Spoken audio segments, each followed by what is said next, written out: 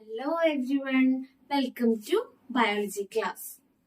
എന്തു പറയുന്ന എല്ലാവരും സുഖമായിരിക്കുന്നോ? എങ്ങനെയുണ്ട് പുതിയ 10ാം ക്ലാസ് ഒക്കെ? സയൻസ് ചാപ്റ്റേഴ്സ് ഒക്കെ എങ്ങനെയുണ്ട്? നമുക്ക് ഇന്ന് നോക്കാനുള്ളത് നിങ്ങളുടെ NCERT ടെക്സ്റ്റിലെ 6th ചാപ്റ്റർ ആണ്. അതാണ് നമ്മുടെ ബയോളജിയിലെ first chapter. Okay, life processes. അപ്പൊ ചിലപ്പോൾ ഇത് നിങ്ങൾക്ക് സ്കൂളിൽ എടുത്തു തുടങ്ങിയിട്ടുണ്ടാവും, ചിലപ്പോൾ തുടങ്ങിയിട്ടുണ്ടാവില്ല. എന്താണെങ്കിലും ഒരു കുഞ്ഞു ചാപ്റ്റർ ആണ്, വളരെ സിമ്പിൾ ആയിട്ടുള്ള ഒരു ചാപ്റ്റർ ആണ്. നമുക്ക് എടുക്കുന്നതിന്റെ കൂടെ തന്നെ പഠിച്ചു പോവാം കേട്ടോ. നമുക്ക് ഒരുമിച്ച് പഠിച്ചു പോവാം. ആരും ടെൻഷനൊന്നും ആവണ്ട, ആരും നോട്ടൊന്നും ചെയ്യണ്ട കേട്ടോ. നമുക്ക് ഒപ്പം തന്നെ കുറച്ച് കുറച്ചായിട്ട് കാര്യങ്ങൾ മനസ്സിലാക്കിക്കൊണ്ട് പോവാം. അപ്പൊ നിങ്ങൾക്ക് ഈ ഒരു സെഷന്റെ ലാസ്റ്റ് ആകുമ്പോഴത്തേക്കും ചാപ്റ്ററിനെ പറ്റിയിട്ട് ഏകദേശം ഒരു ഐഡിയ കിട്ടും. അപ്പൊ നിങ്ങൾക്ക് തന്നെ ഒറ്റയ്ക്ക് നോട്ടൊക്കെ എഴുതാൻ പറ്റും. ഓക്കെ, അപ്പൊ നമുക്ക് തുടങ്ങാം. എല്ലാരും ഉഷാറില്ലേ? ഉഷാറാവണം. കാരണം എന്താ? ലൈഫ് പ്രോസസ്സസ്, അതാണ് ചാപ്റ്ററിന്റെ പേര്. കാരണം ഈ ചാപ്റ്ററിൽ എല്ലാം ഉള്ളത് നമ്മുടെ എനർജിക്ക് ആവശ്യമായിട്ടുള്ള ഒരുപാട് പ്രോസസ്സുകളാണ്. മനസ്സിലായോ? നമുക്ക് ഓരോന്നായിട്ട് നോക്കാം. ആദ്യം ടീച്ചർ ചോദിക്കട്ടെ, നമുക്ക് ഒരു ക്രിയേച്ചറിനെ കണ്ടു കഴിഞ്ഞാൽ, അതിപ്പോ ആനിമൽ ആയിക്കോട്ടെ അല്ലെങ്കിൽ പ്ലാന്റ് ആയിക്കോട്ടെ, നമുക്ക് എങ്ങനെയാ പറയാൻ പറ്റുക? ഓക്കെ, ഈ ക്രിയേച്ചർ ലിവിങ് ആണ് അല്ലെങ്കിൽ ഈ ക്രിയേച്ചർ ഡെഡ് ആണ്. നമുക്ക് എങ്ങനെയാ പറയാൻ പറ്റുക? നിങ്ങളൊന്ന് ഓർത്തു നോക്ക്. നിങ്ങൾ എങ്ങനെയാണോ ഒരാളെ അങ്ങനെ ജഡ്ജ് ചെയ്യാറ്? ഇതാ ഈ ബോയ് അലൈവ് ആണ്, അല്ലെങ്കിൽ ഇതാ ഈ ഗേൾ ഇപ്പൊ ഡെഡ് ആയി കിടക്കുകയാണ്. അങ്ങനെ നിങ്ങൾക്ക് എങ്ങനെ അങ്ങനെ ഡിഫറൻഷിയേറ്റ് ചെയ്യാനും ഡിസ്റ്റിങ്വിഷ് ചെയ്യാനും പറ്റാറ്? നമ്മള് ഒരാളെ കാണുമ്പോൾ നമുക്ക് മനസ്സിലാവും അല്ലെ. ഇതാ ഇപ്പൊ ടീച്ചർ അതാ നിന്ന് സംസാരിക്കുന്നുണ്ട്, സോ ടീച്ചർ അലൈവ് ആണ്. അല്ലെങ്കിൽ ഇപ്പൊ ഒരു ഡെഡ് ബോഡി അവിടെ കിടക്കുകയാണെന്നുണ്ടെങ്കിൽ ആ ഡെഡ് ബോഡി ഒന്നുമില്ല, ശ്വാസം ഒന്നും എടുക്കുന്നില്ല, അപ്പൊ ഡെഡ് ബോഡി ഡെഡ് ആയിട്ടുള്ള ഒരു ബോഡിയാണ്. അപ്പൊ നമുക്ക് അങ്ങനെ നമുക്ക് മനസ്സിലാക്കാൻ പറ്റും അല്ലെ. അല്ല എന്നുണ്ടെങ്കിൽ ഒരാൾ ഫുഡ് കഴിക്കുകയാണ്, ഓടുകയാണ്, പാട്ട് പാടുകയാണ്, അങ്ങനെ ഒരുപാട് ആക്ടിവിറ്റീസ് ചെയ്യുന്നത് കാണുമ്പോൾ നമ്മൾ അങ്ങനെ മനസ്സിലാക്കും. ഓക്കെ, ഇനി പ്ലാന്റ്സിന്റെ കാര്യത്തിലോ, ഒരു പ്ലാന്റ് ഡെഡ് ആണോ അലൈവ് ആണോ എന്ന് നമ്മൾ എങ്ങനെയാ തിരിച്ചറിയാം? നമ്മൾ കളർ വെച്ചിട്ട് തിരിച്ചറിയും അല്ലെ. കാരണം ഗ്രീൻ കളേഴ്സ് ഒക്കെ, നമ്മൾ ഗ്രീൻ കളറിലുള്ള ഒരു പ്ലാന്റ് പാർട്ട് കാണുമ്പോൾ തന്നെ നമുക്ക് മനസ്സിലാവും, ഓക്കെ ഈ പ്ലാന്റ് അലൈവ് ആണ്. നേരെ മറിച്ച് ഭയങ്കര ബ്രൗൺ ഷെയ്ഡൊക്കെ വന്ന് വാടിക്കൊഴിഞ്ഞ പൂക്കളും ഒക്കെ ഉള്ള പ്ലാന്റ് ആണെങ്കിൽ നമുക്ക് തോന്നും ഈ പ്ലാന്റ് അത്ര ഉഷാറിലല്ലോ അല്ലേ. അപ്പൊ നമുക്ക് അങ്ങനെ ഒരുപാട് പാരാമീറ്റേഴ്സ് ഉണ്ട് നമുക്ക് ഒരാളുടെ ഗ്രോത്തിന് അല്ലെങ്കിൽ ലൈഫിനെ ഡിറ്റർമൈൻ ചെയ്യാൻ വേണ്ടിയിട്ട് ആണല്ലോ. ചുരുക്കി പറഞ്ഞു കഴിഞ്ഞാൽ ഏതൊരു ജീവിയും ആ ജീവിയുടെ from birth to death life maintain ചെയ്യാനുള്ള ഒരു നെട്ടോട്ടത്തിലാണ് അല്ലേ. നമ്മളെല്ലാവരും സ്ട്രഗിൾ ചെയ്യുന്നത് എന്തിനു വേണ്ടിയിട്ടാണ്? നമ്മുടെ ലൈഫിനെ മെയിൻറ്റെയിൻ ചെയ്ത് കൊണ്ടുപോകാനാണ്. ഈ ലൈഫിനകത്ത് നമുക്ക് എന്തെങ്കിലും ഒരു കുഞ്ഞു പ്രശ്നം വന്നു കഴിഞ്ഞാൽ നമ്മളത് വേഗം റിപ്പയർ ചെയ്യാൻ നോക്കും ഇല്ലേ. എന്തെങ്കിലും ഒരു ഡാമേജ് വന്നു കഴിഞ്ഞാൽ വരണോ എന്നില്ല, വരുമോ എന്നുള്ള ചിന്ത വരുമ്പോഴത്തേക്കും നമ്മൾ പെട്ടെന്ന് അതിന് വേണ്ട പ്രിക്കോഷൻസ് ഒക്കെ എടുത്ത് അതിനെ നമ്മുടെ ലൈഫിനെ എങ്ങനെയെങ്കിലും റിമൂവ് ചെയ്യാൻ വേണ്ടി നോക്കും ഇല്ലേ. അപ്പൊ അങ്ങനെ നമ്മുടെ ലൈഫിനെ മെയിൻറ്റെയിൻ ചെയ്ത് കൊണ്ടുപോകുന്ന ചില കാര്യങ്ങൾ, ചില പ്രോസസ്സസ്, അതാണ് നമുക്ക് ഈ ചാപ്റ്ററിൽ കാണാനുള്ളത്. ഓക്കെ, വളരെ സിമ്പിൾ ആയിട്ടുള്ള ടോപ്പിക്സ് ആണ് കേട്ടോ. അപ്പൊ ആദ്യം ടീച്ചർ പറയട്ടെ, ഏതൊരു പ്രോസസ്സിനും എന്താ ആദ്യം വേണ്ടത്? നമ്മൾ ഏതൊരു കാര്യം ചെയ്യാനും നമുക്ക് എന്ത് വേണം? എനർജി വേണം അല്ലെ. എനർജി വേണം, വേണ്ടേ? നമ്മളിപ്പോ എന്ത് ചെയ്യാനായിക്കോട്ടെ നമുക്ക് എന്ത് വേണം? എനർജി വേണം. ഈ എനർജി നമുക്ക് എങ്ങനെ കിട്ടുക? ഓർത്തു നോക്ക്, നമുക്ക് എങ്ങനെ എനർജി കിട്ടും? ഇപ്പൊ ടീച്ചർ ഇത് അവിടെ നിന്ന് ക്ലാസ് എടുക്കുന്നു, ടീച്ചർക്ക് അതിന് എനർജി വേണ്ടേ? എനർജി ഇല്ലെങ്കിൽ ടീച്ചർ ഇങ്ങനെ വാടിക്കൊഴിഞ്ഞ് സൗണ്ട് ഒന്നും ഇല്ലാതെ എടുക്കാം. പക്ഷെ ടീച്ചർ അങ്ങനെയാണോ എടുക്കുന്നല്ല, നല്ല ഉച്ചത്തിലാണ് അല്ലെ എടുക്കുന്നത്. അപ്പൊ ഇതിന് പിന്നിൽ എന്താ? എനർജി ഉണ്ട് അല്ലെ. ഇപ്പൊ നിങ്ങൾ ഇത് ക്ലാസ് കേട്ടോണ്ടിരിക്കുന്നു, നിങ്ങളിങ്ങനെ വാടിക്കൊഴിഞ്ഞാണോ ക്ലാസ് കേൾക്കുന്നത്? അല്ലല്ലോ. നിങ്ങളുടെ നല്ല സ്മാർട്ടായിരുന്ന് ക്ലാസ് കേൾക്കുകയാണ് ആണല്ലോ. അപ്പൊ അതിൽ നിങ്ങൾക്കും എന്തുണ്ട്? എനർജി ഉണ്ട്. നിങ്ങൾക്ക് എങ്ങനെ എനർജി കിട്ടിയേ? ബൂസ്റ്റാണോ നിങ്ങളുടെ സീക്രട്ട് എനർജി? അല്ല, ബൂസ്റ്റ് ആണെന്ന് നമുക്ക് പറയാം. എങ്ങനെ? In the form of food. അപ്പൊ ഫുഡാണ് നമുക്ക് എന്ത് തരുന്നത്? എനർജി തരുന്നത്. ഓക്കെ, ഫുഡാണ് നമുക്ക് എന്ത് പ്രൊവൈഡ് ചെയ്യുന്നത്? എനർജി പ്രൊവൈഡ് ചെയ്യുന്നത്. ഇതാണ് നമ്മൾ ഡിസ്കസ് ചെയ്യുന്ന first life process.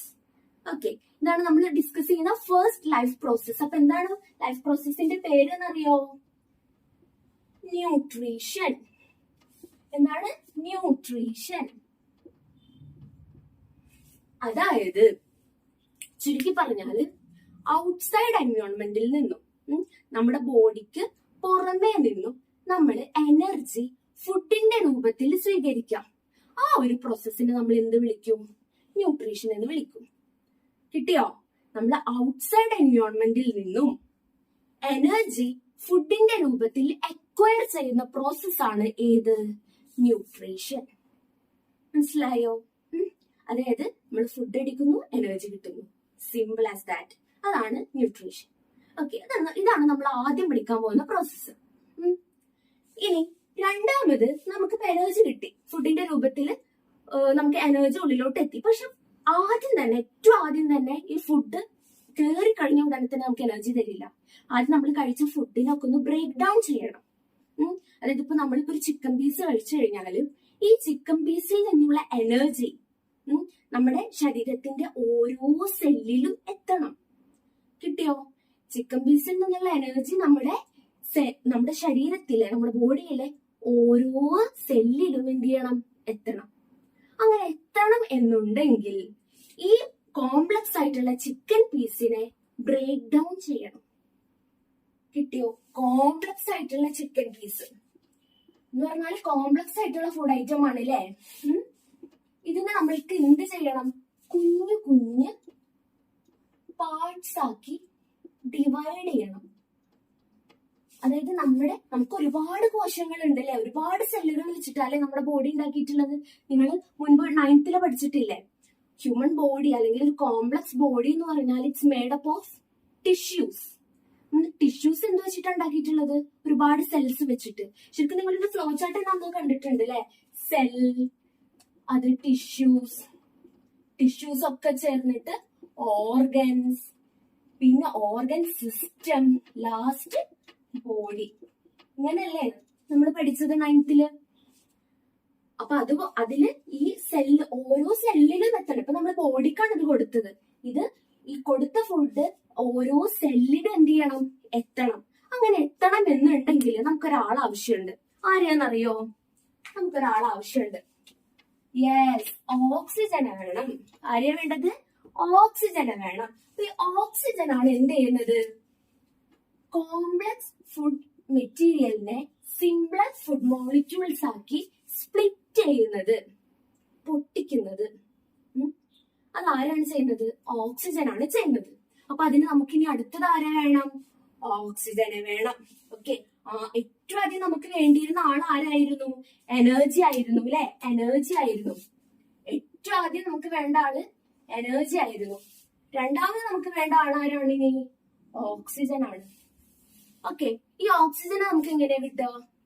Simple. Energy നമുക്ക് എങ്ങനെ കിട്ടിയ? പുറമേന്ന്.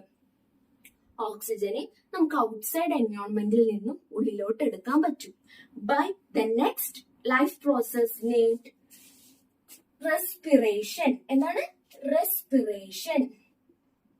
റെസ്പിറേഷൻ നിങ്ങൾ കേട്ടിട്ടില്ലേടാ? നമ്മൾ കുഞ്ഞിലേ തൊട്ട് പഠിക്കുന്നതാണ് അല്ലെ? ബ്രീത്തിങ്. അത് തന്നെയാണ് റെസ്പിറേഷൻ. അപ്പോ നമ്മള് കുറച്ചുകൂടെ വലിയ ക്ലാസ് ആയതുകൊണ്ട് ബ്രീത്തിങ് മാറ്റി നമ്മൾ റെസ്പിറേഷൻ എന്ന് പറയുന്നതേ ഉള്ളൂ. ഓക്കെ, അപ്പൊ അങ്ങനെ ഓക്സിജൻ വേണം നമുക്ക്.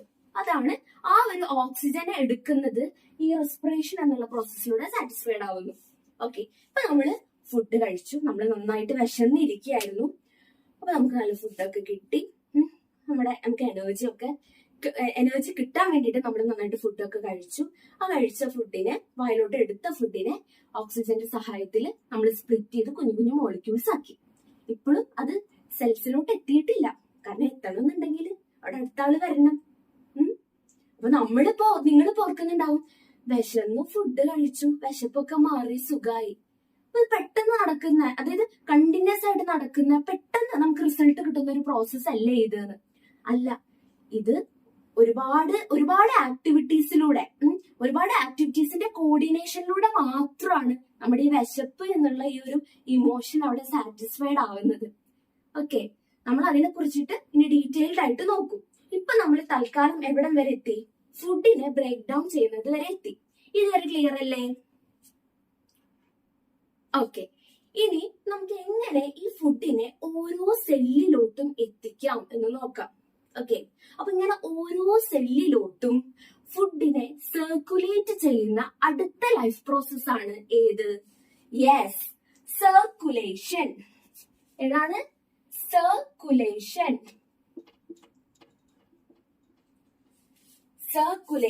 സർക്കുലേഷൻ വഴിയാണ് എന്ത് ചെയ്യുന്നത്? നമ്മൾ കഴിച്ച ഫുഡിലുള്ള എനർജി ഓരോ സെല്ലിലും എത്തുന്നത്.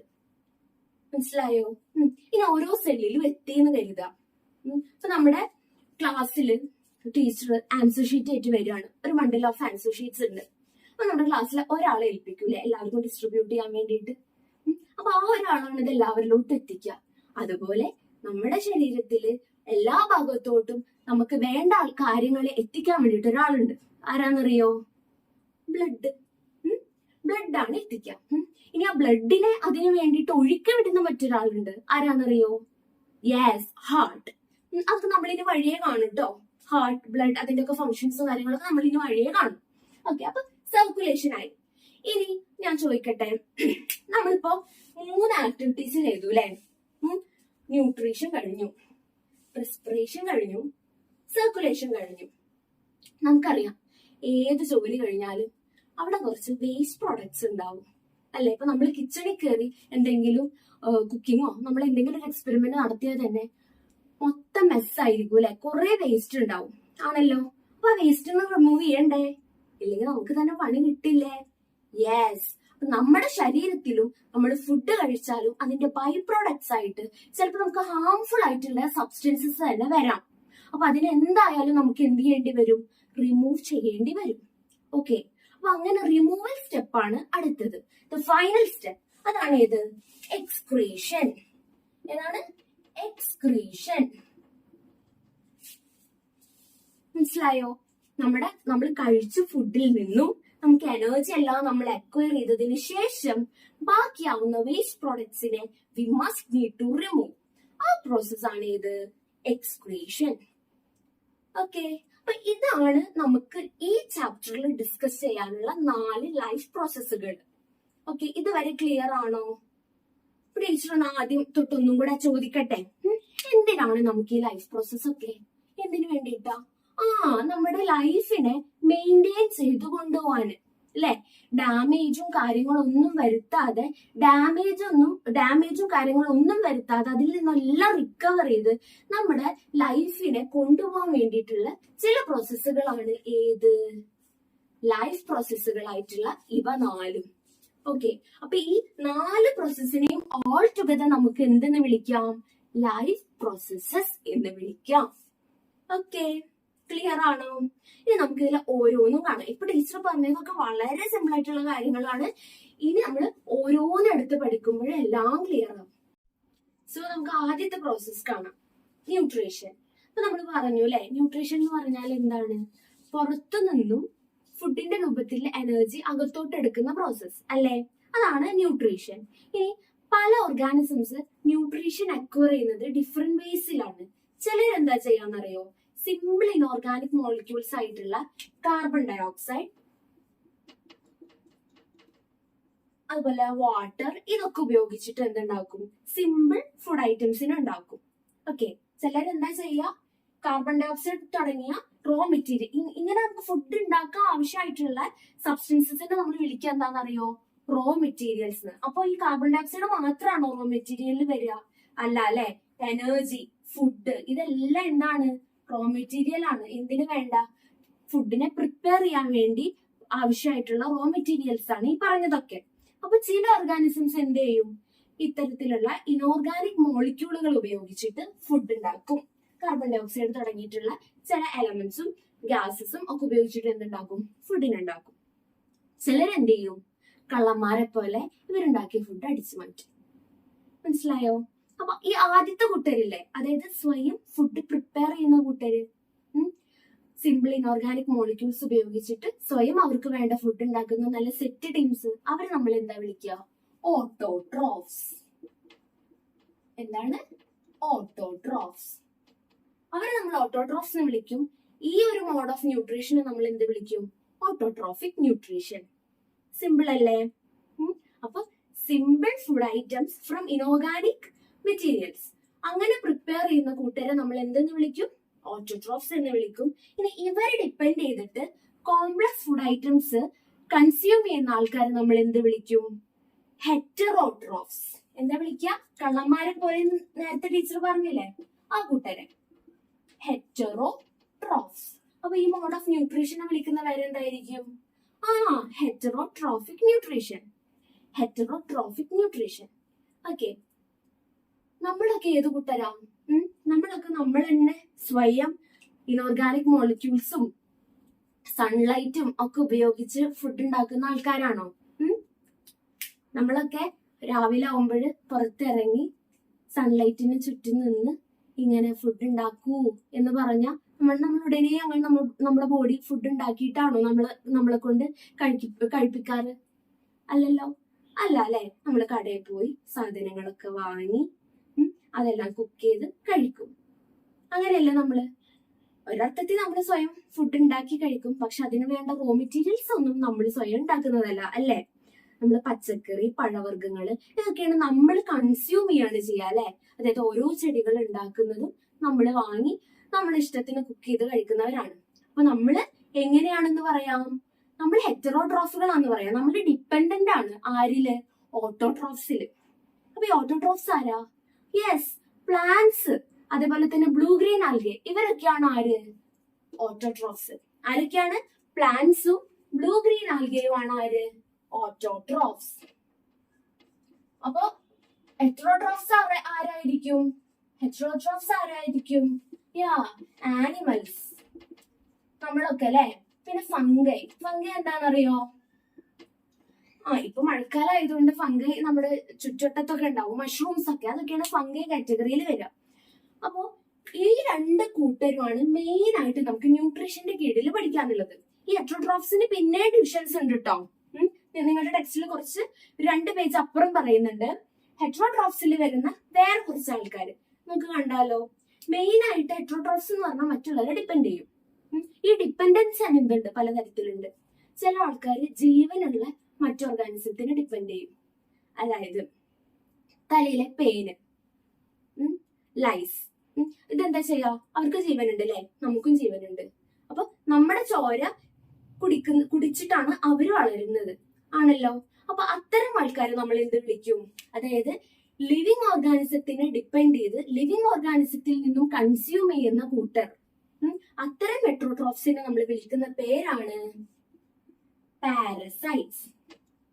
ഇത് മാത്രല്ല, നിങ്ങൾ കണ്ടിട്ടുണ്ടാവും ഈ മാവിലൊക്കെ കസ്ക്യൂട്ട വളരുന്നത്. ഇത്തിൽക്കണ്ണി എന്ന് പറയും മലയാളത്തില്. നമ്മള് ചില മാവിലെ ചില കൊമ്പുകളിൽ കാണുന്നത് ഇങ്ങനെ പടർന്ന് ഇങ്ങനെ തൂങ്ങിക്കിടക്കുന്നത്, കസ്ക്യൂട്ട. ഓക്കെ, അപ്പൊ ഇതൊക്കെയാണ് പാരസൈറ്റുകൾ. അഥവാ ഇവരും എന്ത് തന്നെയാണ്? ഹെറ്ററോട്രോഫ്സ് തന്നെയാണ്, ആണല്ലോ. പിന്നെ നമ്മൾ ഈ ചെള്ളൊക്കെ അല്ലേ, വീട്ടില് ഡൊമസ്റ്റിക് ആനിമൽസിന്റെ മേത്തൊക്കെ വരുന്ന ചെള്ള്, അത് മൈറ്റ്സ്, അതൊക്കെയാണ്. അങ്ങനെ ഒരുപാട് ഓർഗാനിസംസ് ഈ പാരസൈറ്റ്സിന് കീഴിൽ വരുന്നുണ്ട്. ഇനി വേറെ ചില ഓർഗാനിസംസ് ഉണ്ട്.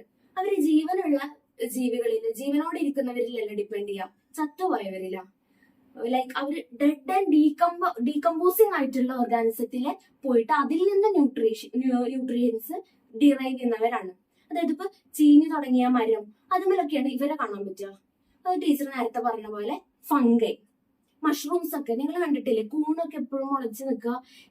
ചില കൂണുകൾ കേട്ടോ, ചില സ്പീഷീസിലുള്ള ചില കൂണുകൾ മുളച്ച് നിൽക്കുക ഈ ചീഞ്ഞളിയാറായിട്ടുള്ള തടിമലൊക്കെയും മരിത്തടിമല് ഒക്കെ ആവും. അപ്പൊ അത്തരം കൂട്ടരെ നമ്മൾ എന്ത് വിളിക്കും? അതായത് ഡെഡ് ആൻഡ് ഡീക്കേയിങ് ആയിട്ടുള്ള ഓർഗാനിക് മാറ്ററിൽ നിന്നും ഫുഡ് ഡിറൈവ് ചെയ്യുന്ന ആൾക്കാരെ നമ്മൾ എന്ത് വിളിക്കും? സാപ്രോഫൈറ്റ്സ്. എന്താണ്? സാപ്രോഫൈറ്റ്സ്. ഓക്കെ, അപ്പൊ ഈ 2 പേരുകളൊന്ന് ഓർത്തിരിക്കുക. Okay, parasites and saprophytes. Example ആരാന്ന ടീച്ചർ പറഞ്ഞേ? മഷ്റൂംസ്. ഓക്കെ, അപ്പോ ഇതാണ് ഹെറ്ററോട്രോഫ്സിൽ വരുന്ന 2 കൂട്ടര്. ഓട്ടോട്രോഫ്സിൽ എന്ന് പറഞ്ഞാൽ പ്ലാന്റ്സും ബ്ലൂ ഗ്രീൻ ആൽഗയാണ് വരിക. ഓക്കെ, ഇനി നമുക്ക് ഏറ്റവും ആദ്യം നമ്മൾ പഠിക്കാൻ പോകുന്നത് പ്ലാന്റ്സിന്റെ മോഡ് ഓഫ് ന്യൂട്രീഷൻ ആണ്. അത് എന്ത് ടൈപ്പ് ന്യൂട്രീഷൻ ആണെന്നാ പറഞ്ഞ teacher? Yeah, autotrophic mode of nutrition ആണെന്ന് പറഞ്ഞു. ഇനി പ്ലാന്റ്സ് ഈ ഓട്ടോട്രോഫിക് ന്യൂട്രീഷൻ ആണ്, അതല്ല ഓക്കെ. പക്ഷെ പ്ലാന്റ്സ് ഈ ഒരു പ്രോസസ്സിന്, പ്ലാന്റ്സ് നടത്തുന്ന ഈ ഒരു പ്രോസസ്സിന് ഒറ്റ വാക്കിൽ ഒരു ടേം ഉണ്ട്. എന്താ നിങ്ങൾക്കറിയോ? നമ്മൾക്ക് കുഞ്ഞിലെ തൊട്ട് നമ്മൾ കേൾക്കുന്ന ഒരു ടേം ആണ്. എന്താണ്? ഫോട്ടോസിന്തസിസ്. ഫോട്ടോസിന്തസിസ്. ഈ ഒരു പ്രോസസ്സ് വഴിയാണ് പ്ലാന്റ്സ് എന്ത് ചെയ്യുന്നത്? ന്യൂട്രീഷൻ അക്കംപ്ലിഷ് ചെയ്യുന്നത്. ഓക്കെ, ഫോട്ടോസിന്തസിസിലൂടെയാണ് പ്ലാന്റ്സും ബ്ലൂ ഗ്രീൻ ആൽഗകളും ഫുഡ് പ്രിപ്പയർ ചെയ്യുന്നത്. നമുക്ക് എന്തൊക്കെയാണ് ഫോട്ടോസിന്തസിസിന്റെ കീഴിൽ വരുന്നതെന്ന് നോക്കാം. ആദ്യമായിട്ട് നമ്മൾ പഠിച്ചു, ഫുഡ് ഉണ്ടാക്കണം എന്നുണ്ടെങ്കിൽ എന്ത് വേണം? റോ മെറ്റീരിയൽസ് വേണം. അപ്പൊ ഇവിടുത്തെ റോ മെറ്റീരിയൽസ് ആരൊക്കെയെന്ന് കണ്ടാലോ? ഓക്കെ, ഇവിടുത്തെ റോ മെറ്റീരിയൽസ് ആണ് number 1 carbon dioxide. Okay, number 2 water. Number 3 sunlight. ഈ 3 കൂട്ടർ ഉപയോഗിച്ചിട്ടാണ് പ്ലാന്റ്സ് ഫുഡ് ഉണ്ടാക്കുന്നത്. ഓക്കെ,